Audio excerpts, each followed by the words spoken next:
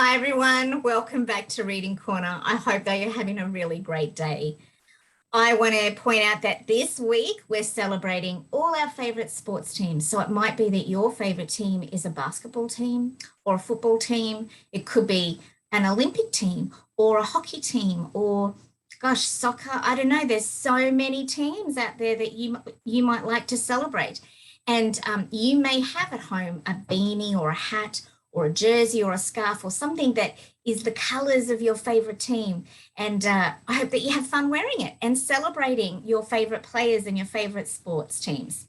I'm wearing today my favourite team's colours, the Melbourne Storm, which are a rugby league team here in Melbourne.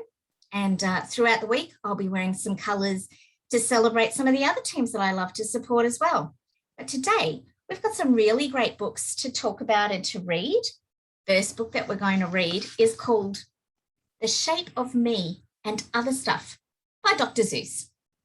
Then after that, we're going to read If I Ran the Circus, which is also by Dr. Seuss. Very different kind of book, lots of fun, some tongue twisters in there for me to get my mouth around when I'm reading.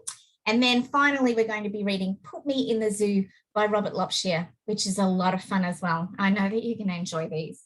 So we're going to get started with the first book, The Shape of Me and Other Stuff. And I'm going to read a little bit more slowly on this one because there's some cool pictures to look at and I want you to really enjoy that. The Shape of Me and Other Stuff. No shapes are ever quite alike. Just think about the shape of beans and flowers and mice. And big machines.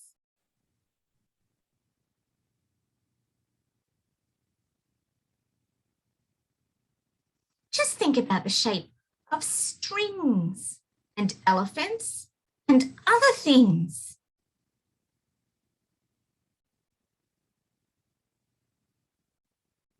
The shape of lips, the shape of ships, the shape of water when it drips.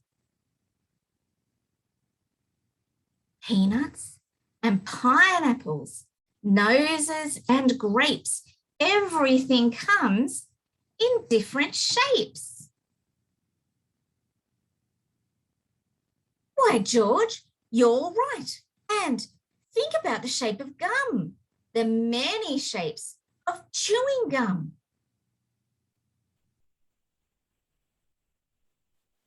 And the shape of smoke and marshmallows and fires and mountains and roosters and horses and tires.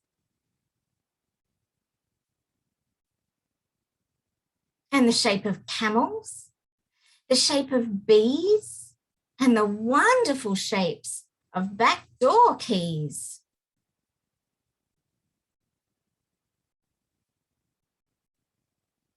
And the shapes of spider webs and clothes.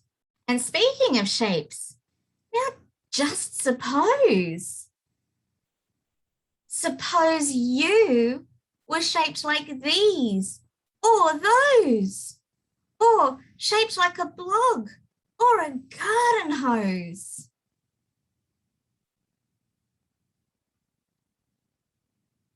Of all the shapes we might have been, I say hooray for the shapes we're in. The end. It's a cute book. It's not too long, but there's lots of really cool shapes to have a look at in there. So next we're going to be reading If I Ran the Circus, and it's about a young boy called Morris McGurk and what he imagines he might do with the spare lot behind Sneelock's store. So here we go. In all the whole town, the most wonderful spot is behind Sneelock's store in the big vacant lot. It's just the right spot for my wonderful plans, said young Morris McGurk. If I clean up the cans. Now, a fellow like me, said young Morris McGurk, could get rid of this junk with a half hour's work. I could yank up those weeds, chop down the dead tree, and haul off those old cars. There are just 2 or 3, and then the whole place would be ready, you see. All ready to put up the tents for my circus. I think I will call it the Circus McGurkus. The Circus McGurkus, the world's greatest show on the face of the earth, or wherever you go. The Circus McGurkus, the cream of the cream. The Circus McGurkus, the Circus Supreme. The Circus McGurkus, colossal, stupendous, astounding, fantastic, terrific, tremendous. I'll bring in my acrobats, jugglers, and clowns from 1,033 faraway towns to the place that you'll see 'em in, ladies and gents, right behind Sneelock's store in the great McGurk tents. And I don't suppose old Mr. Sneelock will mind when he suddenly has a big circus behind. After all, Mr. Sneelock is one of my friends. He might even help out doing small odds and ends, doing odd little jobs he could be of some aid, such as selling balloons and the pink lemonade. I think 500 gallons will be about right. And then I'll be ready for opening night. What an opening night. What a night. What a sight. I'll hoist up the curtains, the crowds will crowd in, and my Circus McGurkus will properly begin with a welcoming toot on my welcoming horn by my horn-tooting apes from the jungles of Jawn, where the very best horn-tooting apes are all born, because the very fresh air there is fine for their lungs, and some of those fellows have 2 or 3 tongues. This way, step right in, this way, ladies and gents. My sideshow starts here in the first of my tents. When you see what goes on, you'll say no other circus is half the great circus the Circus McGurkus is. Here on stage 1, from the ocean of Ulf, is a sight most amazing, a walrus named Rolf, who can stand on 1 whisker, this wonderful Rolf, on the top of 5 balls, 2 for tennis, 3 golf. It's a marvellous trick, if I say so myself. And on stage number 2, here is something quite new. From a country called From comes this drum-tummied snum, who can drum any tune that you might get a hum. Doesn't hurt him a bit, 'cause his drum tummy's numb. And you'll now meet the Foon, the remarkable Foon, who eats sizzling hot pebbles that fall off the moon. And the reason he likes them red hot, it appears, is he greatly enjoys blowing smoke from his ears. Of course, pebbles like this are quite hard to collect, but Sneelock will manage somehow, I expect. After all, Mr. Sneelock is one of my friends. I'm sure he'll help out, doing small odds and ends. And on stage number 4, see the wily Walloo, who can throw his long tail as a sort of lasso. With a flip of the hip, with a tail of this kind, he can capture whoever is standing behind. He can capture old Sneelock. I'm sure he won't mind. And now here is a hoodwink who winks in his wink hood. Without a good wink hood, a hoodwink can't wink good. And folks, let me tell you, there's only one circus with wink-hooded hoodwinks, the Circus McGurkus. The show of all shows. There's no other showman who shows you a show with a blindfolded bowman. The blindfolded bowman from Brigger-Barut, the world's sharpest sharpshooter. Look at him shoot through the holes in 4 donuts, 2 hairs on a worm, and the knees of 3 birds without making them squirm. And then on through a crab apple up on the head of Sneelock, who likes to help out, as I've said. And now Come to this spot where the spotlight is hot, and you'll see in the spotlight a juggling jot who can juggle some stuff you might think he could not, such as 22 question marks, which is a lot, also 44 commas, and also 1 dot. That's the kind of a circus McGurkers I've got.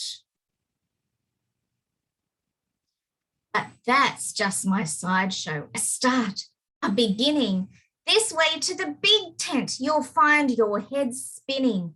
Why, ladies and gentlemen, youngsters and oldsters, your heads will quite likely spin right off your shoulders. So hurry, step lively, quick, ladies and gents, and get in your seats in my tent of all tents. My parade of parades is about to commence. You'll see Drum Major Sneelock fling his baton, and my organ McGurk has come on, with its hot steaming pipes of gold brass-plated tin, snorting all sorts of snorts in a bumbling din. That is super stupendous, stupendous, stupendous. And when I play Dixie, please join in the chorus. Then a fluff-muffled truffle will ride on a huffle, and next in the line a fine flummox will shuffle. The flummox will carry a lurch in a pail, and a fibble will carry the flummox's tail, while on the top of the flummox 3 harp-twanging snaps will twang mighty twangs on their 3-snapper harp, while a bolster blows bloops on a 3-nozzled blueser, a nolster blows floops on a 1-nozzled nooser, and then comes a lion who's partly a trout, then more stuff for 45 minutes about.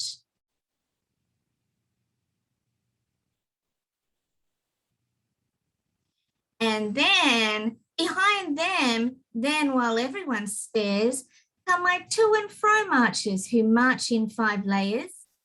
The fros march on 2s and the 2s march on fros. Don't know how they do it, but that's how it goes. And now comes an act of enormous enormance. No former performers performed this performance. This stunt is too grippingly, slippingly frightening.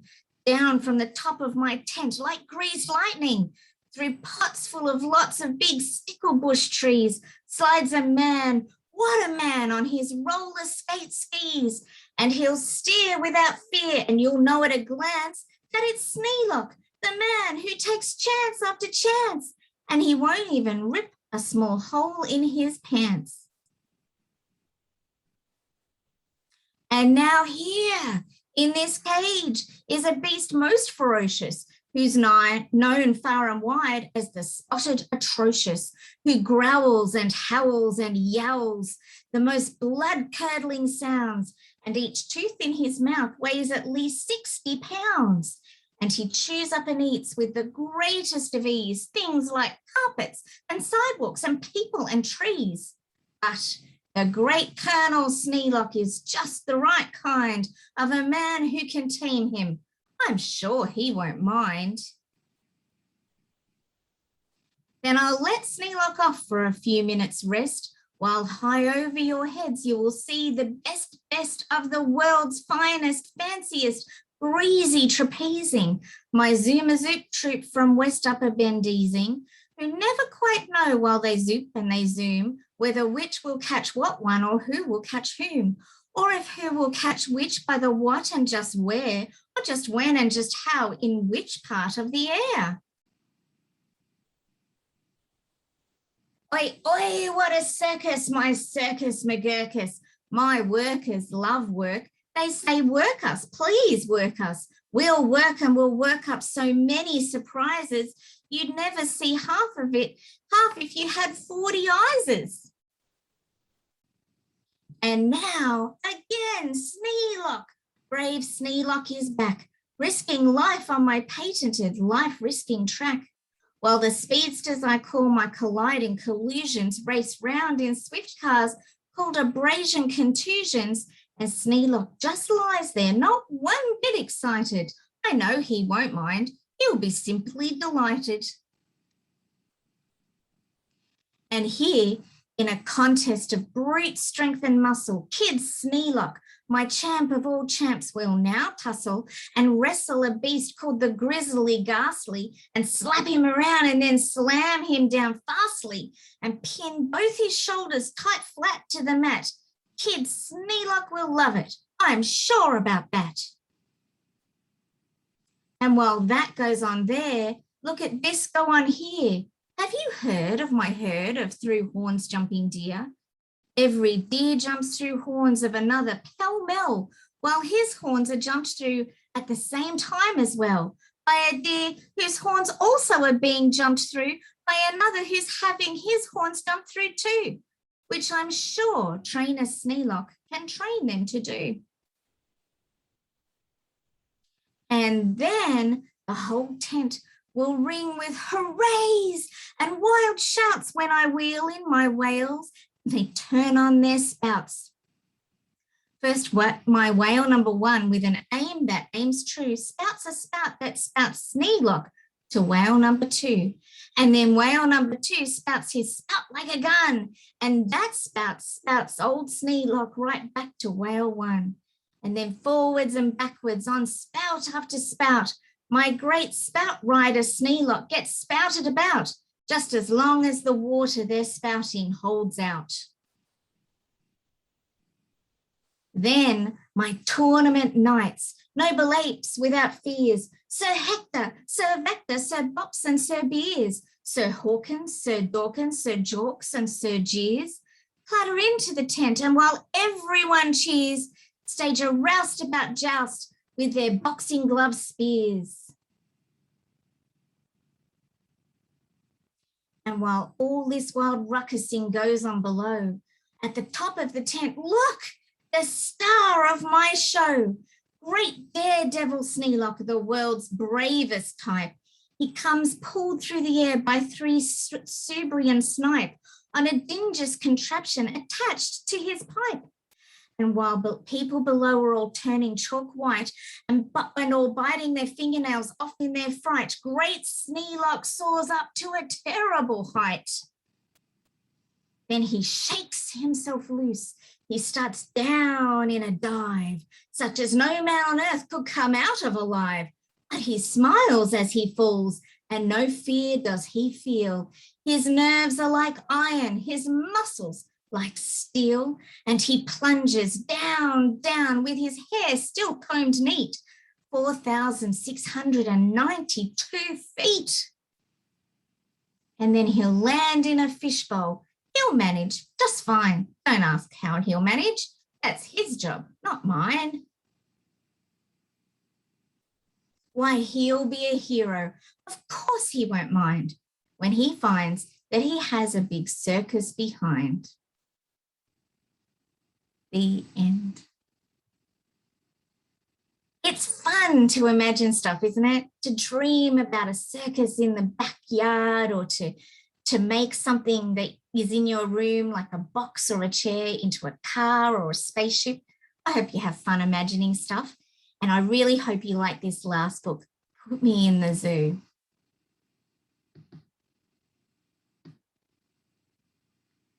I will go into the zoo. I want to see it. Yes, I do. I would like to live this way. This is where I want to stay. Will you keep me in the zoo? I want to stay here with you. We do not want you in the zoo. Out you go, out with you. Why did they put me out this way? I should be in. I want to stay. Why should they put you in the zoo? What good are you? What can you do? What good am I? What can I do? Now here is one thing I can do. Look, now all his spots are blue. And now his spots are orange. Say, he looks very good that way. Now look at this. What do you see? Green spots, as green can be. Violet spots, why, you are good. Do more, do more. We wish you would. I can do more. Look, this is new. Blue, orange, green, and violet too. Oh, they would put me in the zoo if they could see what I can do. I can put my spots up on this ball and I can put them on a wall. I can put them on a cat and I can put them on a hat. I can put them on the zoo and I can put my spots on you. Look at this now. 1, 2, 3. I can put them on a tree. And now when I say 1, 2, 3, all my spots are back on me. Look now, here is one thing more. I take my spots, I make them 4. Oh, they would put me in the zoo if they could see what I can do. I can take my spots, I take them all, and I can make them very small. And now you see I can take them all and I can make them very tall. And when I want to have more fun, I take my spots and make them 1. Yes, they should put me in the zoo, the things my spots and I can do. See, I can put them in a box. I take them out, they look like socks. And I can put them up on high, up they go. I make them fly.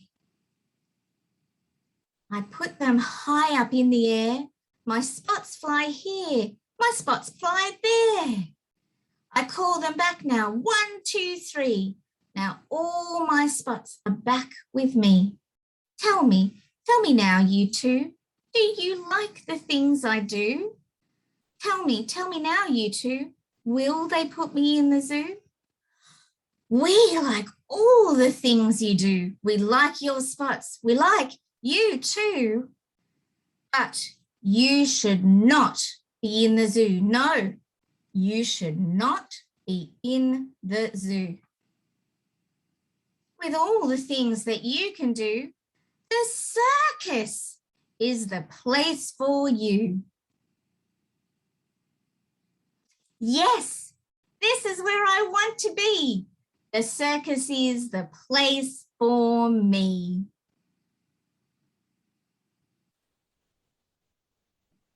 I really hope that you enjoyed these stories today, and feel free to drop in any time to Reading Corner. We have our reading times Mondays, Wednesdays and Fridays at 11 in the morning and 3:30 in the afternoon, Australian Eastern Standard Time. Or you can just catch up with all my YouTube videos such as this one. Anyway, I really hope that you have a great week celebrating your sports or just enjoying your time with your family and with each other. And I'll see you again next time. Bye for now.